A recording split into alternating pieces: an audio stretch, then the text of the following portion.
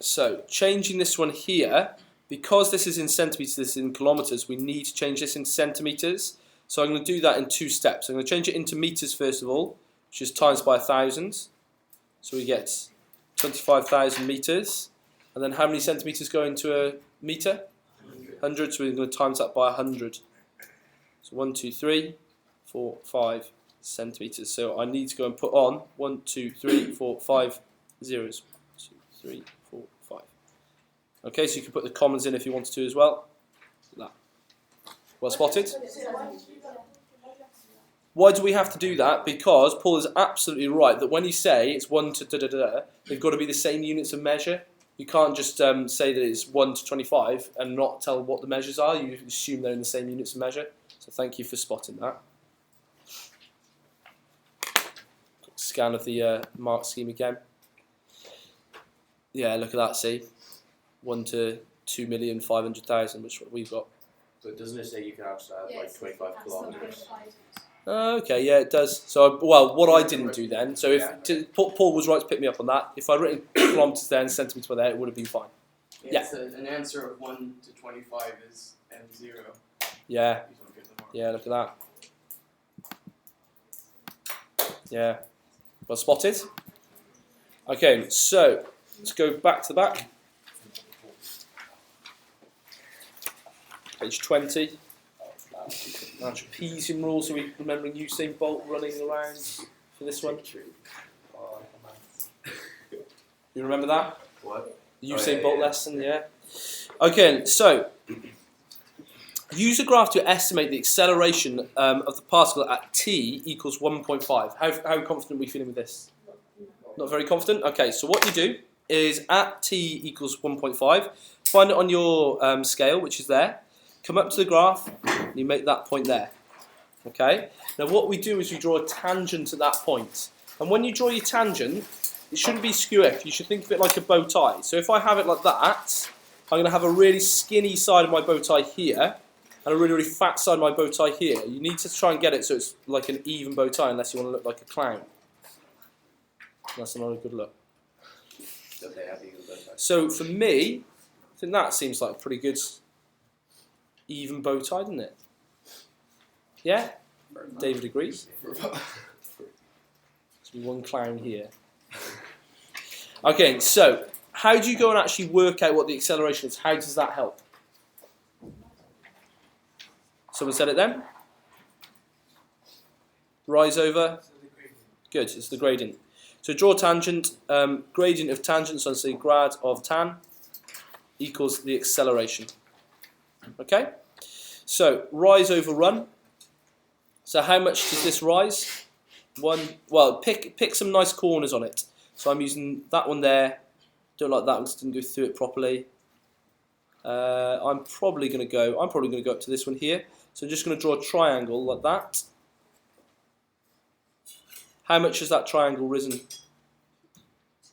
2 squares, and 2 squares is worth 2 seconds, isn't it? So it's 2. And then how far has it run? 2 squares, which is worth 1. So it is risen 2 divided by its run, which is just 1, which would be 2.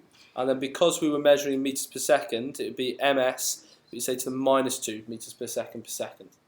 Why do you minus 2 there? That's just what the units of acceleration are.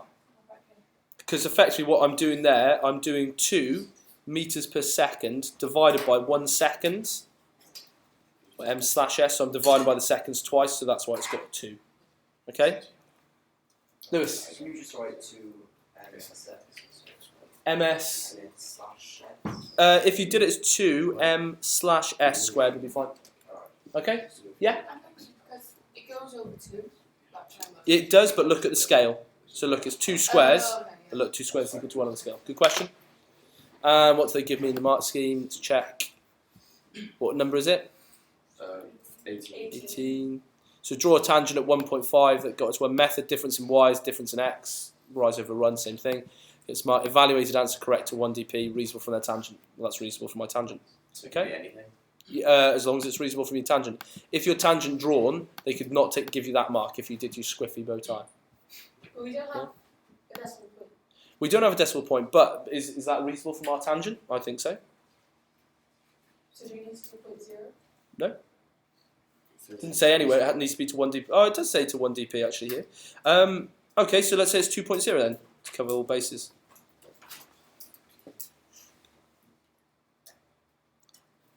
For part B, use the trapezium rule with ordinates 0, 3, 6 and 9 to estimate the distance the particle travels. So how do we do that? What's the trapezium rule? Remind me.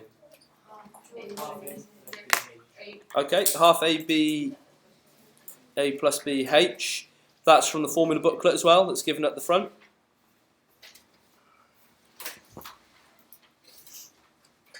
More importantly, how do I do the trapezium rule? What do I do? You draw those lines. Good.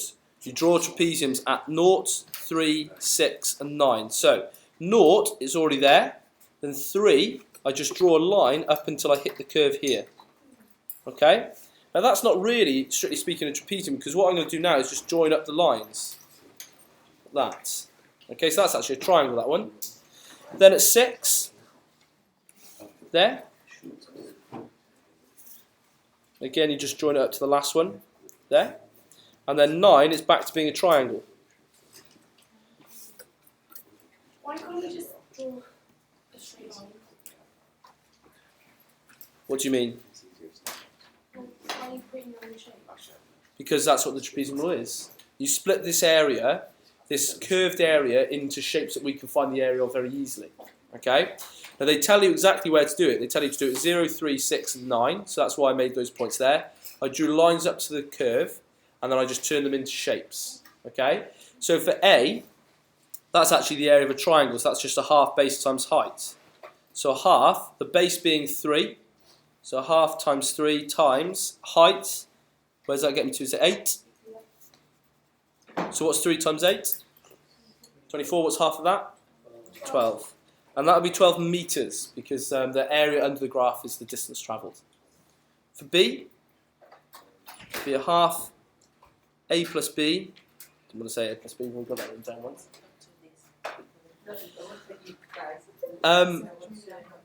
What's that, sorry? Oh, sorry. Oh, so you made a mistake.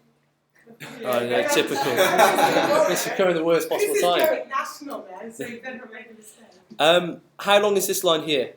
2, 3, 4, 5. So that's 5 there, and we already worked that one out as 8. So that's going to be 5 plus 8, and then we're going to multiply it by the height, which is 3. Okay. 2 ways of working it out. What's 5 plus 8? 13. Half of 13. 6.5. I'm going to write it again as 6.5 times 3. Don't know this off the top of my head. It's non-calculated as well, so we've got to try and think of a clever way of doing it. Oh, boy. Times 6.5 by 10. Times 6.5 by 10 is 130. 1 times 3. So 13. 13. 19.5. I already did it. 5 times 3 I already is did it 6. too, so. There's so many different ways, isn't there? There's so many different ways. Maddie, can you say your way again? You times 6.5 by 10. Yeah? And the answer is 65 times 3. Okay, so if you did 65 times 3, maybe slightly easier to think of. So you're doing 60 times 3 is 180. 3 times 5 is 15, so that would be 195. But now we need to divide that back by 10 to get 19.5. But David, how did you do it? You didn't do it that way? You just know it? I just did the, 93 times 3. Fine. Okay, there's loads of different ways you can do that. So 19.5 metres. And then for C, what shape have I got there? Triangle again. So it's just a half base times height. So half. Now this time the height is 5. And then times that by 3. So what's 5 times 3? 15. Half of that? 7.5. So my total would be 12 metres plus the 19.5 metres plus the 7.5 metres. So that would be 39 metres.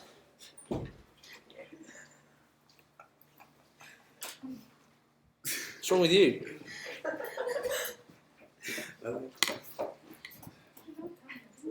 Cameras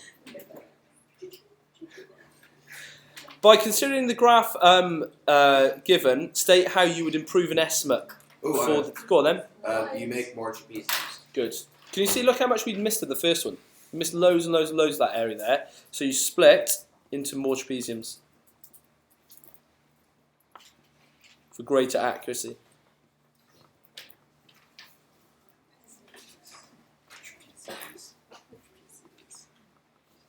Okay? Is it trapezium? I don't know. Say it's trapeziums. Say. Multiple trapezium. Okay, and back to question 3 on page 5.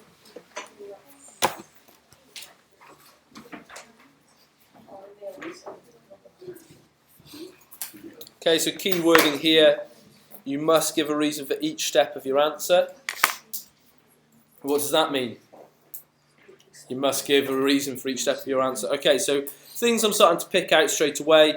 I've got 2 dashes there. That means this angle here and this angle here are the same because of isosceles triangles, so I'm sure that's going to play a part.